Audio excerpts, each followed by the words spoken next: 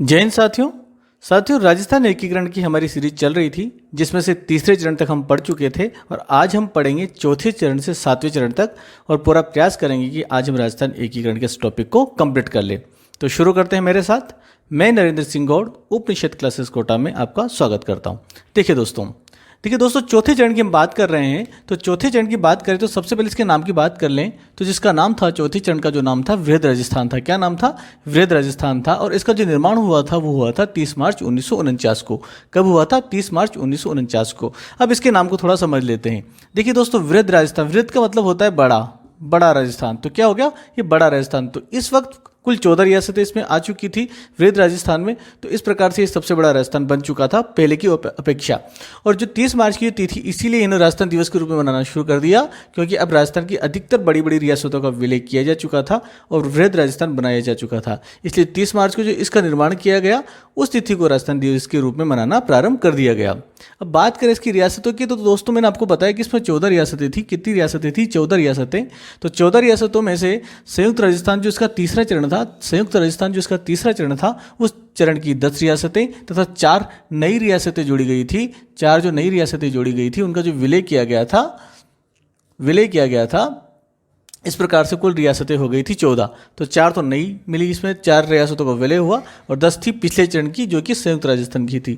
इससे पहले जो दूसरा चरण था वो राजस्थान संघ या पूर्व राजस्थान था और जो पहला चरण था उसका नाम था मत्स्य संघ। क्या नाम था? मत्स्य संघ था। अब दोस्तों 4 रियासतों की बात करें तो 4 रियासतें थी जयपुर, जोधपुर, जैसलमेर और बीकानेर। कौन कौन सी थी? जयपुर, जोधपुर, जैसलमेर और बीकानेर। ये 4 रियासतें थी। अब इनके शासकों की हम बात कर लें। तो शासक थे जयपुर के सवाई मानसिंह द्वितीय, जोधपुर के थे हनुमंत सिंह, जैसलमेर के थे रघुनाथ सिंह और बीकानेर के शासक थे, उनका नाम था शार्दुल सिंह। क्या नाम था दोस्तों?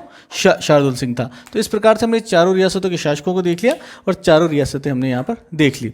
अब इनकी बात कर लेते हैं। यहाँ इसमें जयपुर के एक ठिकाने की, जयपुर का एक ठिकाना भी था जिसका नाम था लावा। क्या नाम था दोस्तों? लावा। और लावा के जो शासक थे उनका नाम था जो लावा के जो ठिकानेदार थे उनका नाम था बसंत प्रदीप सिंह। क्या नाम था? बसंत प्रदीप सिंह था। तो लावा के जो शासक थे उनका नाम था बसंत प्रदीप सिंह। क्या नाम था दोस्तों? बसंत प्रदीप सिंह था उनका नाम।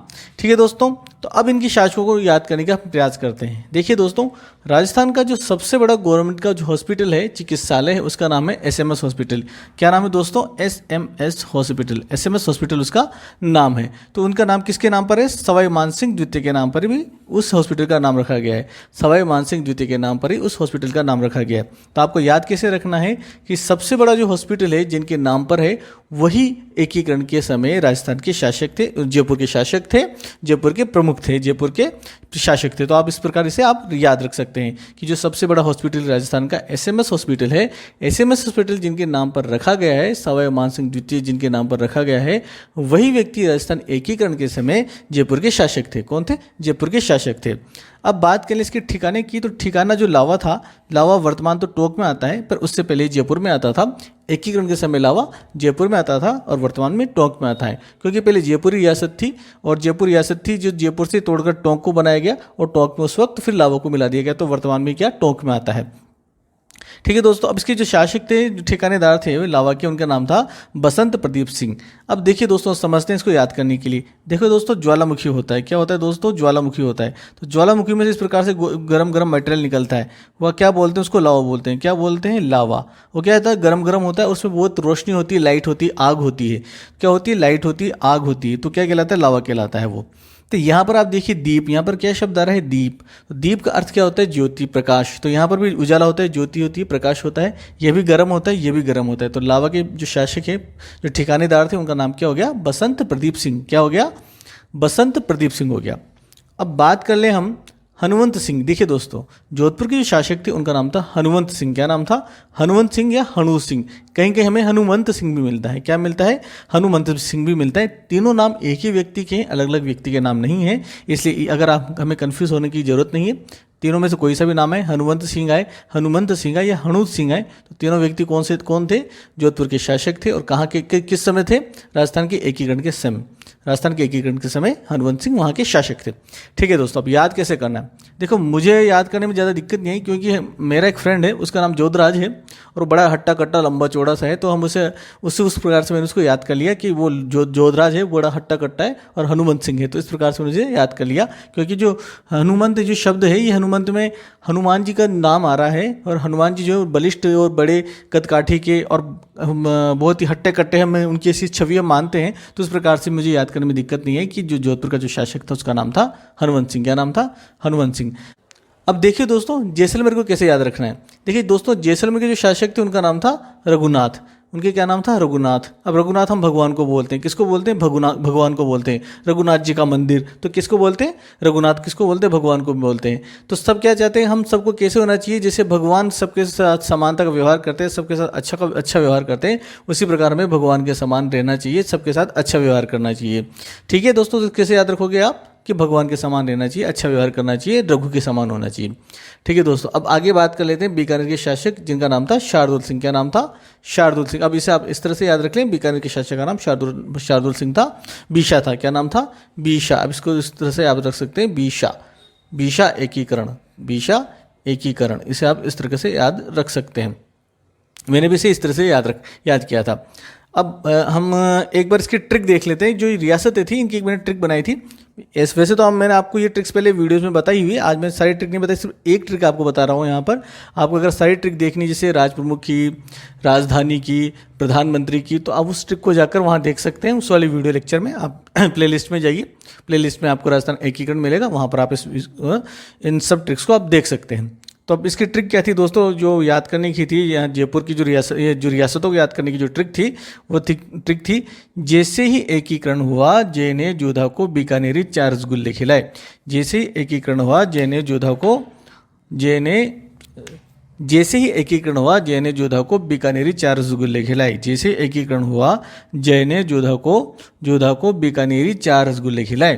तो क्या हो गया दोस्तों? जैसे तो हो गया जैसलमेर, एकीकरण से हो गया एकीकरण, जय से हो गया जयपुर, जोधा से हो गया जोधपुर, बीका से हो गया बीकानेर से बीकानेर, और 4 से हो गया चौथा चरण। तो चौथे चरण में कौन सी रियासतें हो गई? जयपुर, जोधपुर, जैसलमेर और बीकानेर। ठीक है दोस्तों, अब इसका स्क्रीनशॉट ले लीजिए। इसके आगे फिर हम और पढ़ते हैं, इसे कंप्लीट करते हैं।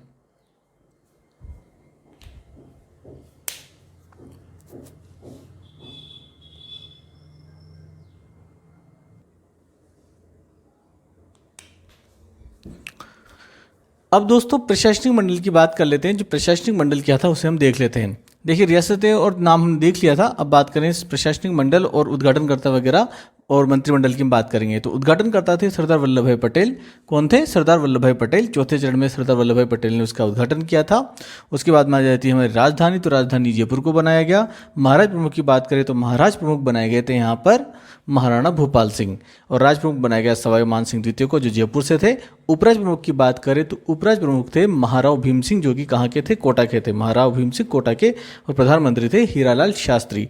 कौन थे? हीरालाल शास्त्री। अब देखिए दोस्तों, पहले की जो हम चरण पढ़ रहे थे उनमें एक पद था राज प्रमुख। कौन सा पद था? राज प्रमुख। लेकिन इस बार जो एक पद नया आ गया, यहाँ पर आ गया महाराज प्रमुख। कौन सा पद आ गया दोस्तों? महाराज प्रमुख। अब महाराज प्रमुख की स्थिति और राज प्रमुख की स्थिति को थोड़ा सा हम समझें। देखिए दोस्तों, जब सरदार पटेल ने बात की मान सिंह से कि अब आप भी मिल जाइए, राजस्थान अब बड़ा रूप ले रहा है तो आप भी इसमें मिल जाइए, अलग रहने से कोई फायदा नहीं है, कोई लाभ नहीं है, तो मान सिंह ने कहा कि मैं राज प्रमुख बनूंगा। क्या बनूंगा? मैं राज प्रमुख बनूंगा। अब स्थिति ये थी कि पहले राजप्रमुख बनाया जा चुका था महाराणा भूपाल सिंह को। महाराणा भूपाल सिंह को इन्होंने राजप्रमुख बना दिया था। अब महाराणा भूपाल सिंह जो उस वक्त सबसे बड़ी रियासत थी, सबसे शक्तिशाली जो रियासत थी मेवाड़ थी, संपन्न रियासत थी मेवाड़ थी, तो उन मेवाड़ के उन शासकों को वो वादा कर चुके थे सरदार पटेल कि आप राजप्रमुख बनेंगे। तो अब ऐसी स्थिति में महाराज प्रमुख को, जो राजप्रमुख थे सर, ये भोपाल सिंह जो राजप्रमुख थे, उन्हें मना करके इन्हें राजप्रमुख कैसे बनाया जाए। तो इन्होंने उस स्थिति का तोड़ कैसे निकाला कि उन्हें एक नया पद सृजित कर दिया जिसका नाम रख दिया महाराज प्रमुख। तो इन्हें बना दिया महाराणा भूपाल सिंह को तो महाराज प्रमुख, और राजप्रमुख बना दिया सवाई मान सिंह को, क्योंकि सारी शक्तियां अब राजप्रमुख वाले पद था उसके पास ही थी। महाराज प्रमुख सिर्फ एक मात्र पद बन के रह गया था, कोई इनके पास कोई शक्तियां नहीं थी। तो इस वजह से इनको संतुष्ट करने के लिए नया पद बना दिया महाराज प्रमुख, और इनसे कहा गया कि आप महाराज प्रमुख बन चुके हैं, वो तो राज प्रमुख है। इस प्रकार से इन्होंने पद सृजित कर दिया था सरदार पटेल ने। अब बात कर लें हम, राजप्रमुख की बात होगी, उपराष्ट्र प्रमुख की बात होगी, प्रधानमंत्री की बात होगी। इनको कैसे याद करना था वो ट्रिक मैंने आपको पहले बता दी थी। एक बार प्रधानमंत्री को थोड़ा सा अलग तरीके से याद करने की बात कर लेते हैं। तो सबसे पहले जो हमारा जो पहला जो पार्ट था, जो मत्स्य संघ था, उसमें शोभाराम कुमावत थे, दूसरे में गोकुल लाल असावा थे, और तीसरे में माणिक्य लाल वर्मा थे, और चौथे चरण में जो बने थे वो बने थे हमारे हीरालाल शास्त्री। कौन बने? हीरालाल शास्त्री प्रधानमंत्री बने थे। अब देखिए दोस्तों, ये जो पहले जो 3 लेटर हैं, एस, जी और एम, शोभाराम कुमावत, गोकुलाल असावा और माणिक्य लाल वर्मा।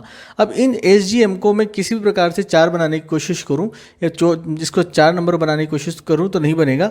जबकि जो ये एच है, इस एच में से अगर मैं इसका ये वाला डंडा हटा देता हूं, ये वाला डंडा हटा देता हूं, तो क्या बन जाता है? 4। क्या बन जाता है दोस्तों? 4 बन जाता है, 4 बन जाता है। अब 4 बन गया तो देखिए दोस्तों, 4 बनाने का मेरा यहाँ पर इतना सा अभिप्राय है कि ये जो 4 बन रहा है, तो 4 क्या होता है? चौथे चरण की बात कर रहा हूँ। किसकी बात कर रहा हूँ? चौथे चरण की बात कर रहा हूँ। इसको अगर मैं ऐसे कर देता हूँ तो क्या बन जाएगा? एच क्या हो गया? हीरालाल शास्त्री। इस डंडे को अगर मैं यहाँ से हटा देता हूँ तो क्या बन जाएगा? 4 यानी चौथे चरण के प्रधानमंत्री। क्या बन गया? प्रधानमंत्री। आप इस तरह से याद कर सकते हैं। ये कोई ट्रिक नहीं है, ये थोड़ा सा याद करने का तरीका है।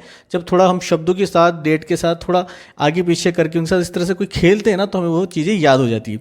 ठीक है दोस्तों, तो इस चरण में हमने देख लिया कि महाराज प्रमुख एक नया पद आया था, राज प्रमुख अब सवाई मान सिंह जी को बना दिया था, और उसके बाद उपराष्ट्र प्रमुख महाराव भीम सिंह जो कोटा से थे, और प्रधानमंत्री हीरालाल शास्त्री थे। आप इसका स्क्रीनशॉट ले लीजिए, फिर आगे बढ़ते हैं हम अगले पार्ट में इसी वीडियो के।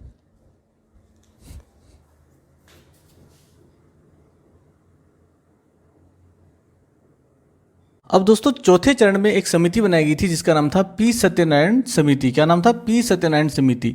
इस सत्यनारायण समिति की सिफारिश पर कुछ विभाग राजस्थान में बनाए गए। देखिए, सबसे पहले तो कहा गया कि स्थायी जो राजधानी वो क्या बना दी जाए? जयपुर बना दी जाए। फिर कहा कि हाई कोर्ट बना दिया जाए, जोधपुर बना दिया जाए। फिर उन्होंने कहा कि राजस्व विभाग बनाया जाए अजमेर। क्या बनाया जाए? राजस्व विभाग बनाया जाए अजमेर बनाया जाए। और खनिज विभाग बनाया जाए उदयपुर, खनिज विभाग उदयपुर। और कृषि विभाग बनाया जाए भरतपुर, कृषि विभाग क्या बनाया जाए? भरतपुर। और वन विभाग बनाया जाए कोटा। क्या बनाया जाए? कोटा। तो इस प्रकार से उन्होंने 5 जो मुख्य जो क्षेत्र थे राजस्थान की, जो मुख्य जो रियासतें थी, उनको उन्होंने कुछ विभाग दे दिए। जैसे स्थायी राजधानी जयपुर बना दिया, हाई कोर्ट जोधपुर बना दिया, राजस्व विभाग अजमेर बना दिया, खनिज विभाग उदयपुर बना दिया, कृषि विभाग बना दिया भरतपुर, और उसके बाद वन विभाग बना दिया कोटा। एक यहाँ पर शिक्षा विभाग और रह गया था, शिक्षा विभाग बना दिया था बीकानेर। शिक्षा विभाग बनाया बीकानेर, एक शिक्षा विभाग बना दिया उन्होंने बीकानेर। तो इस प्रकार से बड़े बड़े जो रियासतें थी उनको कुछ ना कुछ बड़े बड़े विभाग दे दिए गए, बड़े बड़े विभाग दे दिए गए। अब देखिए दोस्तों, याद कैसे करना है। अब स्थायी राजधानी ये तो हमें याद है, इसी जयपुर से याद करने की कोई आवश्यकता है नहीं। हाई कोर्ट भी हमें याद है कि उसने कुछ रीट लगती रहती किसी न किसी एग्जाम की, कहाँ लगती है? हाई कोर्ट में लगती है, और हाई कोर्ट कहाँ पर? जोधपुर, ही हम जानते ही हैं। तो 2 तो हमने याद कर ली। अब याद कर लेते हैं बाकी को कैसे याद करना है। देखिए दोस्तों, राजस्व विभाग की बात करें, राजस्व का मतलब होता है आय। क्या होती है? आय, यानी वो होता है पैसा। पैसा होता है। पैसा कहाँ रखता है आदमी रखता है, छुपा के रखता है, बीचों बीच रखता है, और किसी को पता नहीं चलता, ऐसे रखता है। और अजमेर भी कहाँ है? राजस्थान के बीच में है। कहाँ पर है? राजस्थान के बीच में है। तो आदमी क्या करता है? जो अपनी आय होती है उसे छिपा के रखता है, बीच में रखता है, अपने धन संपत्ति को छुपा के रखता है। उसी प्रकार अजमेर भी कहाँ पर? बीच में है, इसे बीच में छुपा कर रखा गया है, क्योंकि ये केंद्र में इसमें बहुत ज़्यादा आक्रमण होते थे। अजमेर पर राजस्थान का हृदय कहा जाता है। क्या कहा जाता है? राजस्थान का हृदय कहा जाता है। ठीक है दोस्तों, अब बात करते हैं खनिज विभाग की। तो खनिज विभाग क्या था? उदयपुर। खनिज विभाग क्या था? उदयपुर। अब देखिए, जो उदयपुर जो था, शुरू से ही राणा लाखा के समय से यहाँ पर खनिज संपदा बहुत ज़्यादा थी। यहाँ पर जो खानी मिली थी उनसे यहाँ पर इनको बहुत ज़्यादा आय होने लगी उदयपुर को, और ये अलग इनकी पहचान बन गई। तो इनके क्या है? शुरू से इनके पास खनिजों की खूब उपलब्धता थी, खूब खनिज थे। किसके पास थे? उदयपुर के पास थे। कृषि विभाग की बात करें तो कृषि विभाग था भरतपुर। अब भरतपुर की बात करें तो भरतपुर कैसे याद करना है दोस्तों? जब भगवान राम वनवास में गए थे, तब भरत ने जो जितने भी कृषक थे, जितने भी किसान थे, उनके साथ बहुत अच्छा व्यवहार किया था। उनसे किसी भी प्रकार का कोई टैक्स नहीं लिया था। तो क्या था? कृषि विभाग का संबंध किससे है? भरत से है। वन विभाग की बात करें तो वन विभाग कोटा से तो है। तो ध्यान रखिए, वन और यहाँ पर कोटा, इसको पढ़ो काटा। वन को नहीं काटो, वन को नहीं काटो। कैसे पढ़ो? वन को नहीं काटो। ठीक है दोस्तों, तो इस प्रकार आप इसको वन विभाग को याद कर सकते हैं। कहाँ था? कोटा में था। और शिक्षा विभाग की बात करें तो शिक्षा विभाग बीकानेर में था। अब देखिए दोस्तों, पहले शिक्षा दी जाती थी, लेकिन आजकल क्या है? शिक्षा बिक गई है। आजकल क्या हो गया? शिक्षा बिक गई है। पहले शिक्षा दी जाती थी, लेकिन वर्तमान में शिक्षा अब बिकने लगी है। इस तरह से आप इसे याद कर सकते हैं। दोस्तों ले लीजिए इसका स्क्रीनशॉट, फिर आगे हम इसको आज की वजह से कंप्लीट करना है हमको पूरा।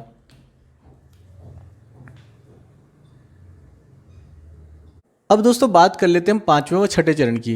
देखिए दोस्तों, पांचवें चरण का जो नाम था, पांचवें चरण का नाम था संयुक्त वृद्ध राजस्थान, संयुक्त वृद्ध राजस्थान। और इसका निर्माण हुआ था 15 मई 1949 को, 15 मई 1949 को इसका निर्माण हुआ था। अब देखिए दोस्तों, जो तीसरा चरण था उसका नाम था संयुक्त राजस्थान, चौथे चरण का नाम था वृद्ध राजस्थान। तो इस प्रकार जो पांचवा चरण बना उसमें तीसरे व चौथे दोनों चरणों की रियासतों को मिला दिया गया और पांचवें चरण में मत्स्य संघ का भी विलय कर दिया गया। तो इस प्रकार से 18 रियासतें हो गई। तो आपने जो चौथा चरण पढ़ा था उसमें 14 रियासतें थी, 4 रियासतें मत्स्य संघ की मिल गई, तो कितनी हो गई? 18 हो गई। देखिए यहाँ पर वृद्ध राजस्थान की तो 14 और मत्स्य संघ की मिला दी यहाँ पर 4 रियासतें। इस प्रकार से कितनी हो गई थी? 18 रियासतें यहाँ पर हो गई थी पांचवें चरण में। अब ये जो मत्स्य संघ का जो विलय किया गया था, मत्स्य संघ का विलय किया गया था शंकर राव देव समिति की सिफारिश पर, शंकर राव देव समिति की सिफारिश पर, शंकर राव देव समिति की सिफारिश पर मत्स्य संघ का विलय पांचवें चरण में संयुक्त वृद्ध राजस्थान में कर दिया गया था। ठीक है दोस्तों, तो इस प्रकार से हमने देख लिया कि पांचवें चरण में 18 रियासतें थी, मत्स्य संघ का विलय इसमें कर दिया गया था। मत्स्य संघ के साथ इसका जो ठिकाना था निमराना अलवर, उसका भी विलय साथ में हो गया था। और शंकर राव देव समिति की सिफारिश पर मत्स्य संघ का विलय किया गया था। ये हमने देख लिया। अब इसके उद्घाटनकर्ता की बात कर लेते हैं। अब ये इस बार लास्ट उद्घाटन होगा, इसके बाद कोई उद्घाटन नहीं होगा। तो इसका जो उद्घाटन किया था वो पंडित जवाहरलाल नेहरू ने किया था, पंडित जवाहरलाल नेहरू ने। तीसरे और पांचवें चरण में पंडित जवाहरलाल नेहरू ने किया था, पहले दूसरे में एनवी गोडगिल ने किया था और चौथे चरण में किया था सरदार वल्लभ भाई पटेल ने। ठीक है दोस्तों, अब बात कर लेते हैं इसकी प्रशासनिक व्यवस्था और मंत्रिमंडल की। तो दोस्तों चौथे चरण में जो इसकी प्रशासनिक व्यवस्था थी और जिसका मंत्रिमंडल था वो बिल्कुल सेम था। राज प्रमुख, महाराज प्रमुख और राजधानी उपराज प्रमुख सब सेम थे, प्रधानमंत्री सब सेम थे। तो इस प्रकार हमने देखा कि प्रशासनिक व्यवस्था व मंत्रिमंडल दोनों ही चौथे चरण के समान थे। अब बात कर लेते हैं छठे चरण की। देखिए दोस्तों, छठा जो चरण संपन्न हुआ था, षष्ठम चरण जो संपन्न हुआ था, उसका नाम रखा गया था राजस्थान। क्या रखा गया था? राजस्थान। और ये हुआ था 26 जनवरी 1950 को। ये संपन्न हुआ था 26 जनवरी 1950 को। तब हमारा गणतंत्र दिवस हमने मनाया था, पहला गणतंत्र दिवस मनाया था। हमारे देश का संविधान लागू हुआ था। क्या हुआ था दोस्तों? हमारे देश का संविधान लागू हुआ था, वो हमारा गणतंत्र दिवस था। तो आप याद रख सकते हैं कि इसमें यहाँ पर 6 हैं, उसमें भी 6 आता है छठे चरण में भी। और इस गणतंत्र दिवस के दिन ही हमने हमारे देश का संविधान लागू किया, 26 जनवरी को लागू किया था गणतंत्र दिवस के दिन। और उसी दिन राजस्थान एकीकरण का छठा चरण संपन्न हुआ था। कौन सा चरण संपन्न हुआ था? छठा चरण संपन्न हुआ था। और साथ में दोस्तों, जब भारत का संविधान लागू हो चुका था तो उस वक्त केंद्र में तो प्रधानमंत्री का पद बना दिया गया और राज्यों में मुख्यमंत्री का पद बना दिया, और राज्यों में जो प्रधानमंत्री का जो पद चल रहा था उसे समाप्त कर दिया गया।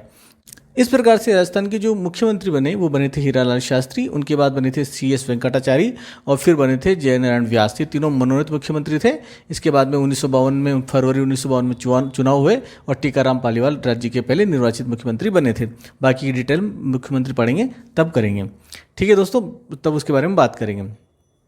ठीक है दोस्तों, तो इस प्रकार से हमने देख लिया कि राजस्थान बन गया 26 जनवरी 1950 को छठे चरण में गणतंत्र दिवस के दिन। और रियासतों की संख्या यहाँ पर अब 19 हो चुकी थी दोस्तों।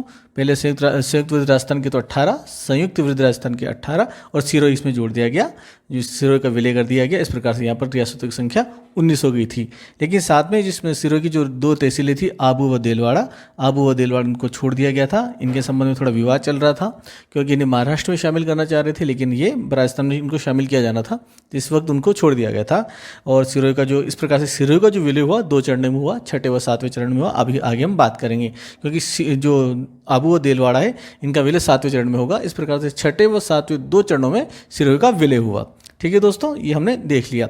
अब शासक की बात कर लेते तो जो इसके जो शासक थे उनका नाम था अभय सिंह। क्या नाम था दोस्तों? अभय सिंह था। अब अभय सिंह को कैसे याद रखना है दोस्तों? देखिए, सरदार पटेल सिर्फ याद करने की दृष्टि से ये ट्रिक हमने बनाई है।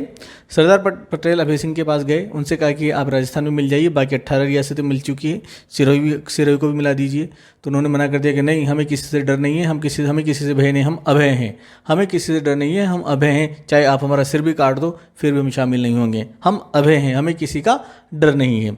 तो सरदार पटेल ने उनको समझाया कि अलग रहने से कोई फ़ायदा नहीं है, कोई लाभ नहीं है, आप शामिल हो जाइए, तो आपको शामिल हो जाइए राजस्थान में, तो आपको बहुत ज़्यादा लाभ मिलेगा और आपको इसमें किसी प्रकार की कोई हानि नहीं होगी। तो फिर अभय सिंह मान जाते हैं और फिर उनका विलय, सिरोही का विलय राजस्थान में हो जाता है। इस प्रकार से 19 रियासतें छठे चरण में हो गई। इसका विलय, सिरोही का विलय 2 चरणों में होगा, छठे व सातवें चरण में होगा। आप इसका स्क्रीनशॉट ले लीजिए। आज 7वां चरण पढ़ के समाप्त कर देंगे।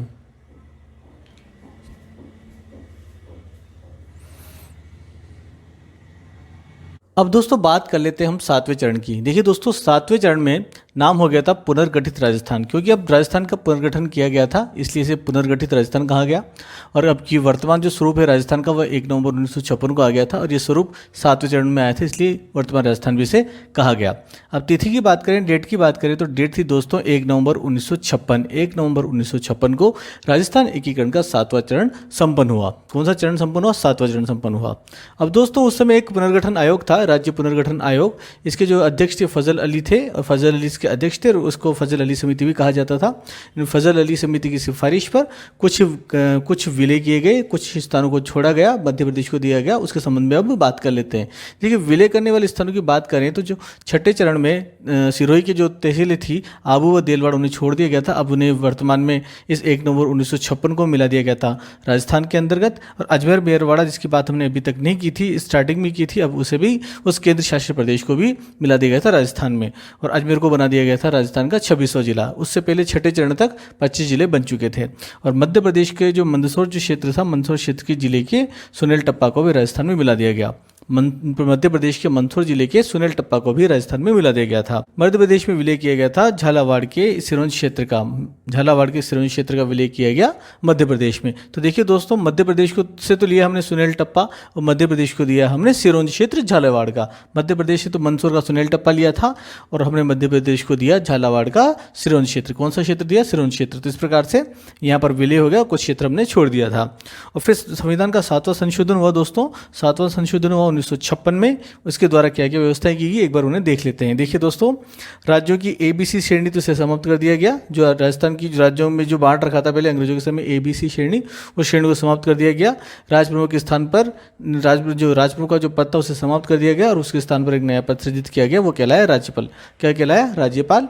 और राजस्थान के जो पहले राज्यपाल बने वो बने थे सरदार गुरुमुख निहाल सिंह। क्या कौन बने थे? सरदार गुरुमुख निहाल सिंह बने थे।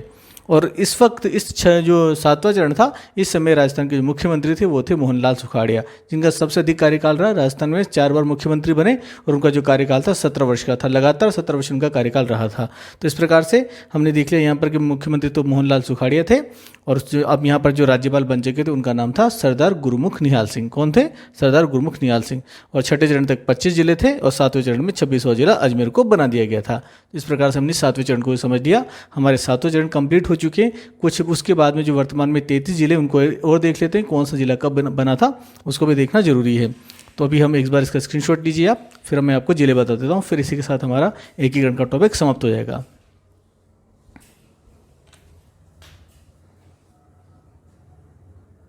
दोस्तों, हमारे पूरे 7 चरण कंप्लीट हो चुके हैं, और हमने पूरे को याद कर लिया है। अब बात कर लेते हैं राजस्थान के जो 33 जिले हैं उनको भी कौन सा जिला कब बना था उसके संबंध में। अब मैंने आपको बता दिया था कि 26वां जिला 1 नवंबर 1956 को अजमेर बना था। 26वां जिला 1 नवंबर 1956 को अजमेर बना था, और इस 7वें चरण में बना था। ये मैं आपको बता दिया था। अब देखो, इसे याद कैसे करना है, इसे थोड़ा सा और देख लें कि देखिए होता है ए से हमारा अल्फ़ाबेट शुरू होते हैं, ए से जेड तक जाते हैं अल्फ़ाबेट, और हमारे अल्फ़ाबेट होते हैं पूरे 26। कितने अल्फ़ाबेट होते हैं? 26। तो ए से अल्फ़ाबेट और ए से अजमेर, ए से अल्फ़ाबेट और ए से अजमेर, और अजमेर में कितने हो जाएगा? 26वां जिला। कौन सा जिला हो जाएगा? 26वां जिला। अल्फ़ाबेट कितने होते हैं? 26 होते हैं, और ए से अल्फ़ाबेट है, और ए से हो गया हमारा अजमेर। ठीक है, 26वें जिले में। अब 27वें जिले की बात करें तो दोस्तों 27वां जिला बना था 15 अप्रैल 1982 को। 15 अप्रैल 1982 को बना था धौलपुर। कौन सा बना था? धौलपुर बना था। 15 अप्रैल 1982 को जो 27वां जिला बना वो बना था धौलपुर बना था। उसके बाद में 28, 29 और 30, उसके बाद जो 3 जिले एक साथ बने थे 28, 29, 30, 28, 29 और 30, ये तीनों जिले एक साथ बने थे, और इनको कहा जाता है BDR। क्या कहा जाता है? BDR कहा जाता है। B for 12, D for Dausa, और R फॉर राजसमंद। तो इस प्रकार से ये 3 जिले एक साथ बने थे, और ये बने थे 10 अप्रैल 1991 को। कब बने थे? 10 अप्रैल 1991 को। तीनों जिले एक साथ ही बने थे 10 अप्रैल 1991 को। कब बने थे? 10 अप्रैल 1991 को। अब बात कर लेते हैं हम 31वें जिले की। तो 31वां जिला बना था 12 जुलाई 1994 को। 12 जुलाई 1994 में बना था हनुमानगढ़। क्या बना था? हनुमानगढ़। 32वां जिला बना था 19 जुलाई 1997 को, और वही बना था करौली। कौन सा जिला बना था? करौली बना था। और हम 33वें जिले की बात करें तो 33वां जिला बना था 26 जनवरी 2008 को, प्रतापगढ़। कौन सा बना था? प्रतापगढ़। और इसी परमेश चंद्र कमेटी की सिफारिश पे बना था, और उस समय जो मुख्यमंत्री थे वो थे वसुंधरा राजे। वसुंधरा राजे उस समय मुख्यमंत्री थी। ठीक है। तो इस प्रकार से हम पूरे 33 जिले यहाँ पर देख लिए। अब एक बार इनको हम देख लेते हैं, इसके ट्रिक देख लेते हैं कि कौन कौन से जिले बने थे। तो उन्हें आप देख लीजिए, 26वां जिला तो हमने याद कर ही लिया था क्योंकि वो 7वें चरण में बना था, अजमेर। उसके बाद में 27, 28, 29, 30, 31, 32, 33, इन जिलों को और याद कर लेते हैं हम। इन जिलों को और याद कर लेते हैं जो बने थे, कब कब बने थे। देखिए दोस्तों, तो इसकी ट्रिक क्या है, ढोल बजाओ BDR, हनुमान करो प्रहार। ढोल बजाओ BDR, हनुमान करो प्रहार। तो ढोल से तो हो जाएगा धौलपुर, बजाओ से कुछ नहीं है यहाँ पर, BDR से हो गया 12, दोसा राजसमंद, 12 दोसा राजसमंद, और हनुमान से हो जाएगा हनुमानगढ़, करो से हो जाएगा करौली, प्रहार से हो जाएगा प्रतापगढ़। तो इस प्रकार से हमने पूरे 33 जिले यहाँ पर देख लिए। अब हम दोस्तों इनकी जो डेट्स हैं उनको याद करने की कोशिश करते हैं, इनकी जो तारीख है उन्हें याद करने का प्रयास करते हैं। देखिए दोस्तों, शुरू करते हैं यहाँ से। सबसे पहले हमने देखा कि 1956 में बन गया था हमारा 26वां जिला। 1956 में कौन सा जिला बना था, 26वां जिला बना था। 1956 में कौन सा जिला बना, 26वां जिला बना। अब हमें कौन सा जिला चाहिए, 27वां। कौन सा जिला चाहिए, 27वां। तो दोस्तों इनको टोटल कर दीजिए, ये हो जाएगा यहाँ पर 2, ये हो जाएगा यहाँ पर 8, और ये यहाँ पर 9, और यहाँ पर हो जाएगा 1, तो हो जाएगा 1982। तो 27वां जिला कब बना दोस्तों हमारा, 1982 में। यहाँ पर देखिए अब अप्रैल 1982 में, 15 अप्रैल 1982 को 27वां जिला बना था धौलपुर। कौन सा जिला बना था, धौलपुर बना था। तो इस प्रकार से हमने देख लिया कि 27वां जिला कौन सा बना, धौलपुर। ठीक है, ये हमने इसको देख लिया। अब बात कर लेते हैं 3 जुलाई 28, 29 और 30 जो एक साथ बने थे उसके संबंध में हम बात कर लें कि ये कब कब बने थे। देखिए दोस्तों, ये हमने देख लिया 1956 में हमने 26 जोड़ दिया 27 लाने के लिए, तो 26 जोड़ते क्या आ गया, 1982 आ गया। अब बात कर लेते हैं दोस्तों हम बाकी के जिलों की, जो 28, 29 और 30। अब ये कब बने थे, 1991 को। कब बने थे, 1991 को। एक साथ कितने जिले बने, 3 जिले बने। अब देखिए 27वां तो हमारे पास था ही सही, जो हमने देख लिया था कि वो कब बना था, 1982 में। कब बना था, 1982 में। 27वां कब बना दोस्तों, 1982 में। ठीक है दोस्तों, कब बना, 1982 में। अब ये 27, इसका प्लस कर दो आप, 7 और 2 कितना होता है, 9। तो 9 इसमें जोड़ देंगे तो क्या आ जाएगा, 1991 आ जाएगा। क्या आ जाएगा, 1991 आ जाएगा। एक तरीका तो ये हो गया 1991 का। और दूसरा वो देखिए आप, कितने जिले हैं, 1 2 3, 1 2 3। जब 3 का स्क्वायर करते हैं अपन, 3 का स्क्वायर करते हैं यानी कि 3 इंटू 3 करते हैं, 3 इंटू 3 करते हैं तो कितना आता है, 9। फिर ये 9 आ गया यहाँ पर, तो 9 जोड़ते कितना हो गया, 91 हो गया। तो एक साथ हमने देख लिया कि 3 जिले जो एक साथ बने थे BDR, इन 3 का हम स्क्वायर करते हैं, 3 इंटू 3 करते हैं तो 9 आता है। 9 को 82 में जोड़ते हैं हमारा क्या आ जाता है, 1991। तो हमारी दूसरी डेट क्या आ जाती है, 1991 आ गया।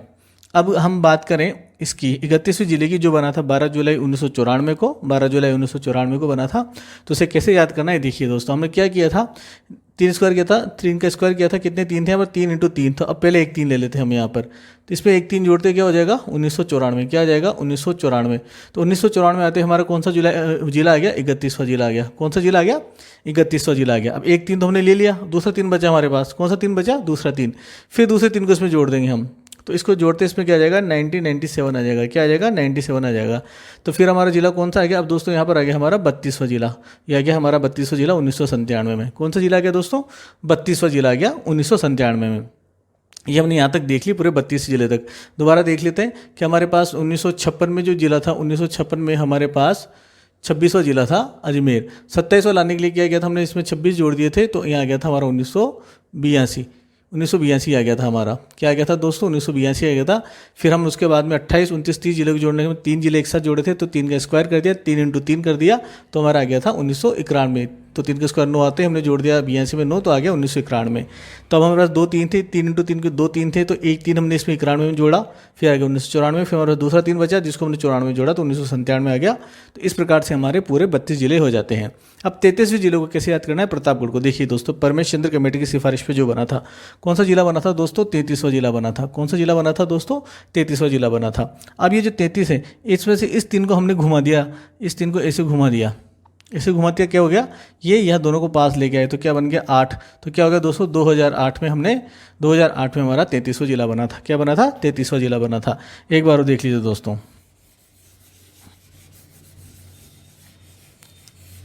देखिए दोस्तों, मैंने आपको बताया कि 33, ये 33 होते हैं। ये 3 उठा दिया हमने, यहाँ से 3 उठा के इधर रख दिया और इनको मिला दिया, दोनों को मिलाते क्या बन गया 8। तो क्या हो गया 2008।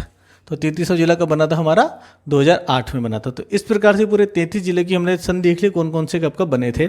एक और चीज़ देख सकते हैं हम यहाँ पर, ये चार जो स्टार्टिंग के 27, 28, 29 और 30, ये चार तो अप्रैल में बने थे। तो आप ये भी याद रख सकते हैं कि एक साथ 4 जिले बने थे अप्रैल में। पहले 4 जिले कब बने थे?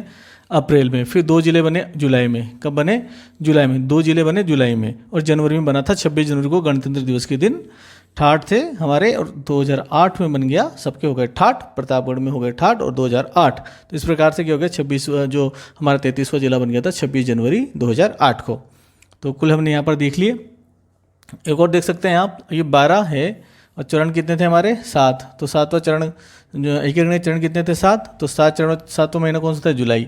आप ये देखिए 12 में आप 7 जोड़ देंगे तो 19 आ जाएगा। तो इस प्रकार देख सकते हैं, इस प्रकार से जब कैलकुलेशन करते हैं ना थोड़ा सा, तो क्या होता है कि हमें याद रहने लग जाती हैं चीज़ें, इस तरह से याद हो जाती हैं चीज़ें, कोई विशेष बात नहीं है। 2-3 बार इस तरह की कैलकुलेशन करते हैं तो चीज़ें हमें स्थायी तौर से याद हो जाएंगी। तो दोस्तों एकीकरण का हमारा जो टॉपिक था वो कंप्लीट हो चुका है।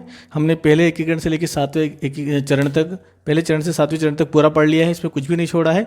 साथ में हमने इनको किस प्रकार से याद करना था, राज प्रमुख, राजधानी, प्रधानमंत्री, उद्घाटनकर्ता, इन सब के ट्रिक्स हमने देख ली थी। उन ट्रिक्स को हम याद करते गए और उनको यहाँ पर अप्लाई करते गए और हमारा रिजल्ट हम निकालते गए। तो पूरे चरण कंप्लीट हो चुके हैं, कुछ भी नहीं बचा है, एकीकरण हमारा कंप्लीट हो गया। बहुत बहुत धन्यवाद, मिलते हैं नेक्स्ट वीडियो में।